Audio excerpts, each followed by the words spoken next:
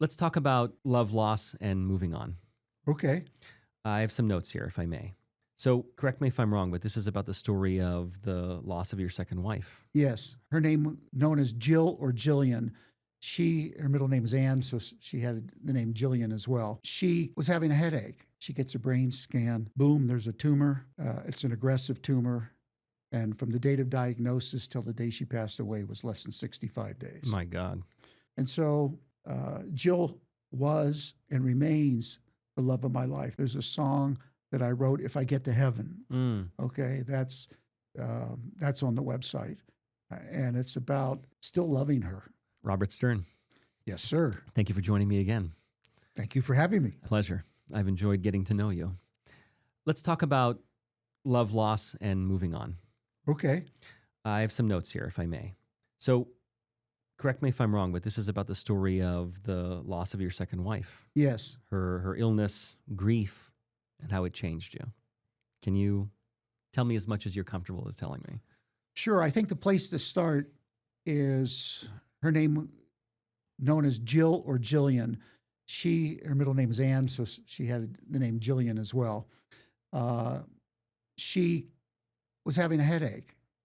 She was having a headache, and she came home one day, and she said, "I got to go to the doctor." I said, "Okay."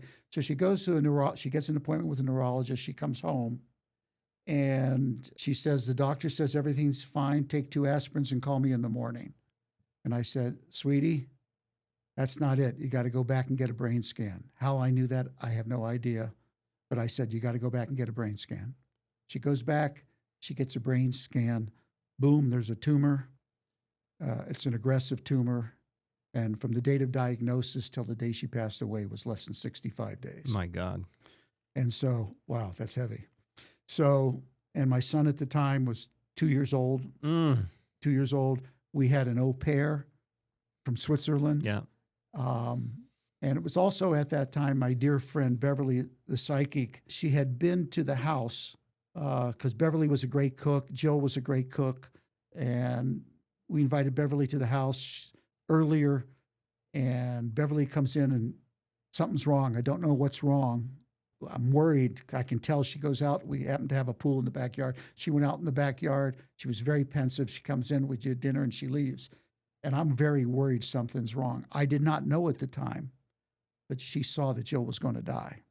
And I learned that later. And so Jill's gone. Beverly's my rock.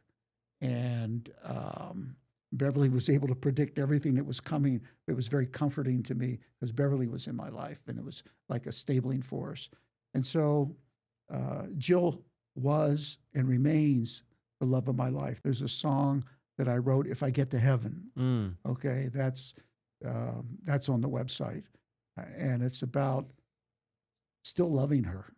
And it took me, I would say, 5 years to go through, even though Jill used to always laugh at me because I was known as the master of goodbye speeches from dating. So when I was breaking up with someone, my goodbye speeches were always fantastic.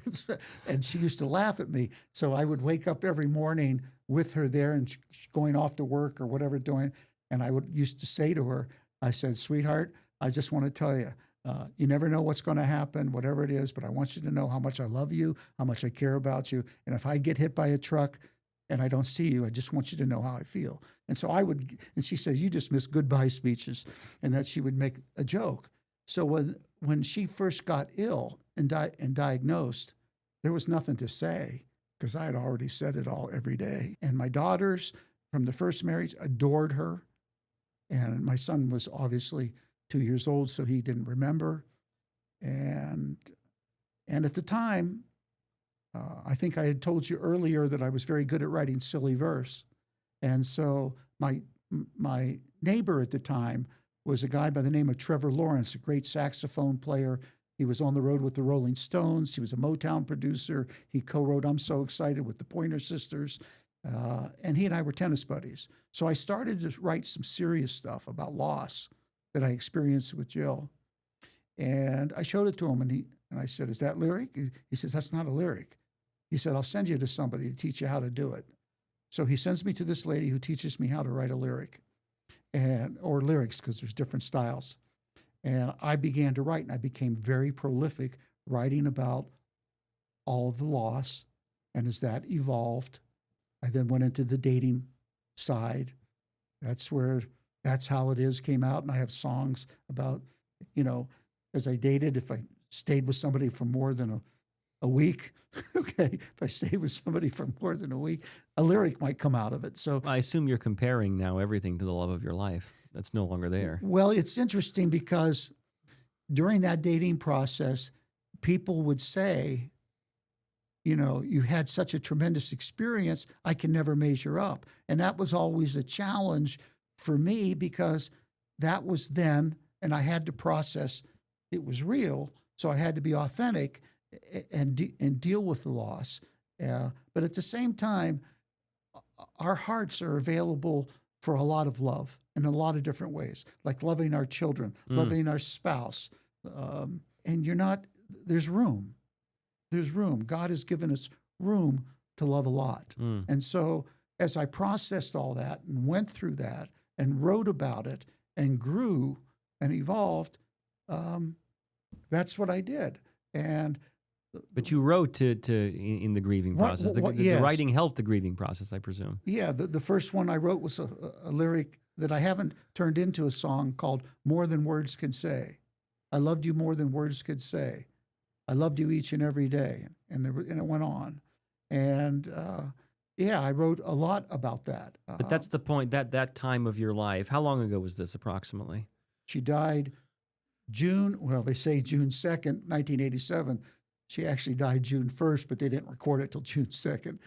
And that was a tremendous experience in and of itself because the night she died, she was in intensive care and they were keeping her body temperature low because she was fighting off sepsis, an infection that had come from the operation where they operated on her.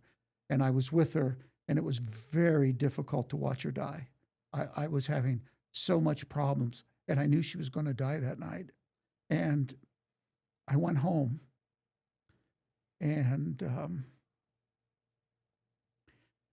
I went to sleep, and I got a phone call at 1:30 in the morning where she had died. And they told me. And my first call was to my friend Beverly. I knew she knew.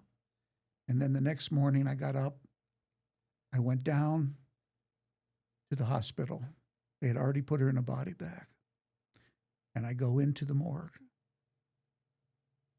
I open the bag. I take her out of the bag, put her in my arms, and say goodbye. Never forget it. That memory never goes away. She was the love of my life. I have chills, unimaginable.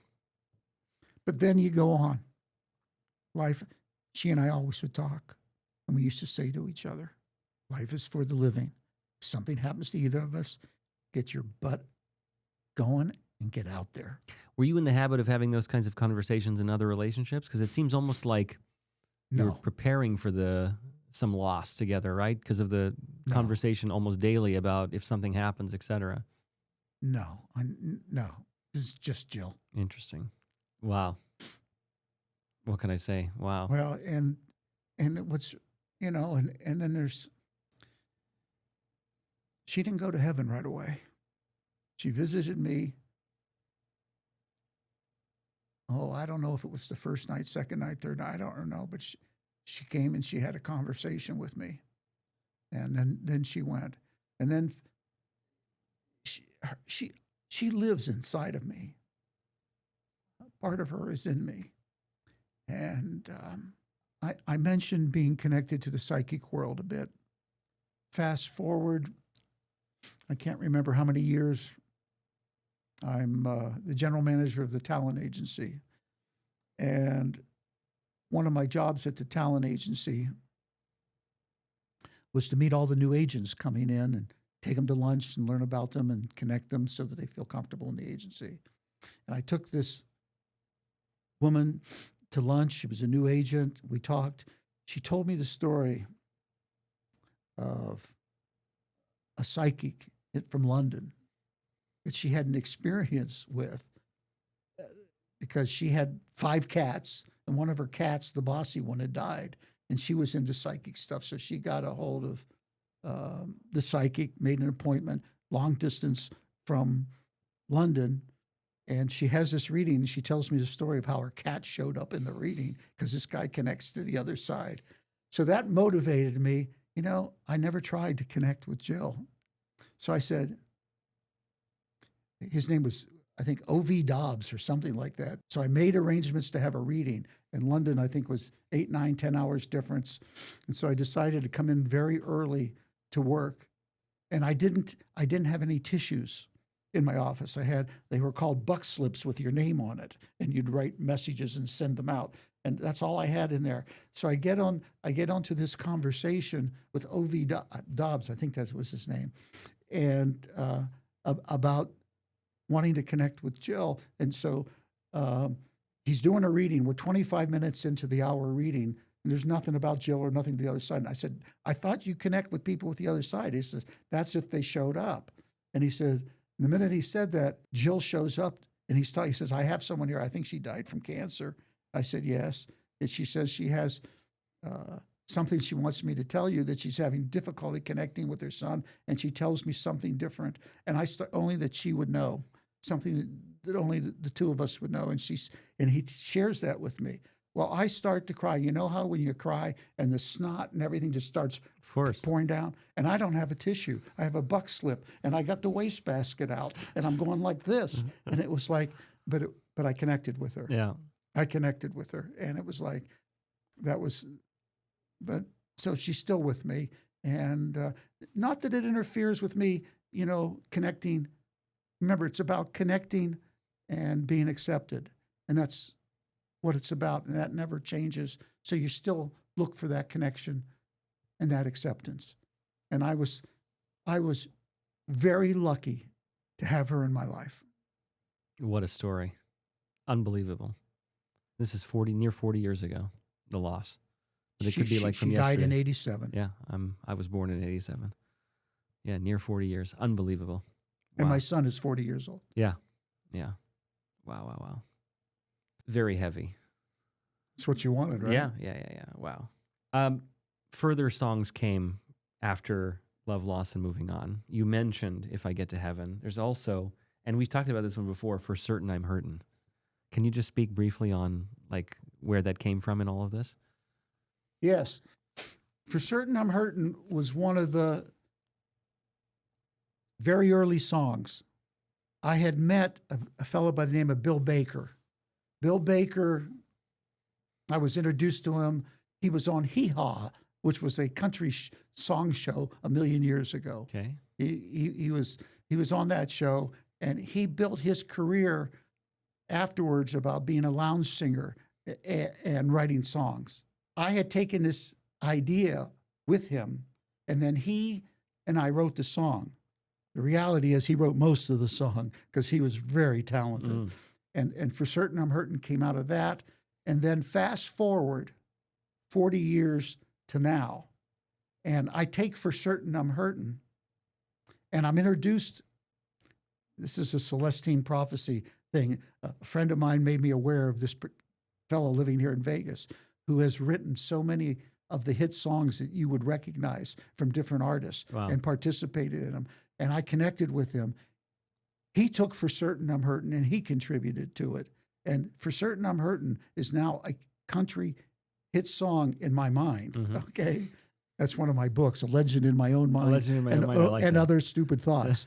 So it's like, and that For Certain I'm Hurtin is written by 3 different people collaborating. And I'm probably, they deserve more of the credit than I do on that song. But it's a wonderful song. It wouldn't have happened without you. That's correct. Yeah, it would not have happened without you. And it's great that those that have achieved much can take it and have their input in it as well. Wow. You already said it, but like this last point I have here, you know, what moving on means without forgetting the past, right? So you've already said it. It's that connection, acceptance, which is the love of your life, and you're able to move on in a sense. In some senses, yes. In some senses, no. Right?